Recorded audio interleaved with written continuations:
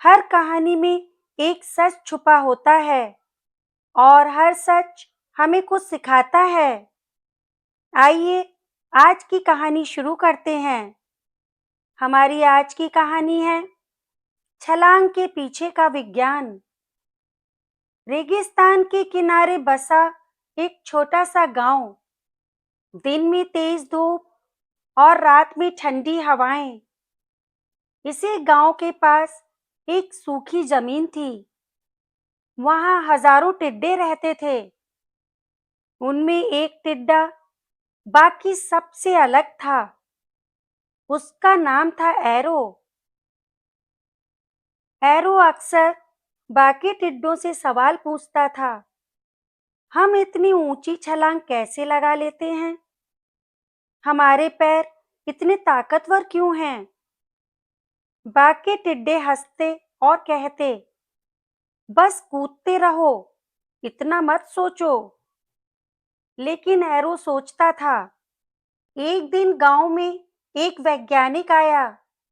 वह कीड़ों पर रिसर्च कर रहा था। एरो छुपकर उसकी बातें सुन रहा था। वैज्ञानिक बोल रहा था, ग्रासोफर की पिछली टांगों में रेजिलिन नाम का प्रोटीन होता है, जो स्प्रिंग की तरह एनर्जी स्टोर करता है। एरो चौंक गया। तो मैं सिर्फ कूदता नहीं, मैं तो एनर्जी स्टोर करके रिलीज करता हूँ। वैज्ञानिक आगे समझा रहा था, ग्रासोफर की टांगे कैटापुल्ट सिस्टम की तरह काम करती हैं। पहले एनर्जी जमा होती है, फिर एक झटके में रिलीज। इसलिए छोटा शरीर होते हुए भी 20 गुना शरीर से ऊंची छलांग। एरो को अपनी ताकत का असली कारण समझ आ गया। कुछ हफ्तों बाद जोर की आंधी आई।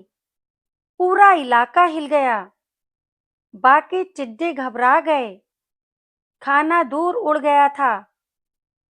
सबको एक जगह से दूसरी जगह जाना था, लेकिन रास्ते में गहरी दरार थी। सब डर गए, हम पार नहीं कर पाएंगे। एरो आगे आया।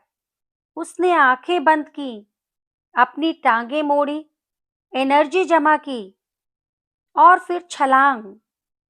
वह आसानी से दरार पार कर गया। फिर उसने बाकी टिड्डों को समझाया, डरो मत, अपनी टांगों को सही समय दो, एनर्जी जमा करो, फिर भरोसे के साथ कूदो। एक एक करके सारे टिड्डे पार हो गए। उस दिन एरो सिर्फ टिड्डा नहीं रहा, वह एक उदाहरण बन गया। उसने समझ लिया था, ताकत हमेशा दिखाई नहीं देती। कई बार वह हमारे अंदर विज्ञान की तरह छुपी होती है। इस कहानी की सीख यही है दोस्तों, सही तैयारी, ज्यादा ताकत।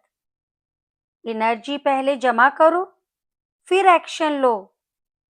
इंसान भी ऐसे ही हैं, जल्दबाजी नहीं, समझ, धैर्य, फिर बड़ी छलांग। हमारी आज की कहानी आपको कैसी लगी? कमेंट करके जरूर बताइएगा।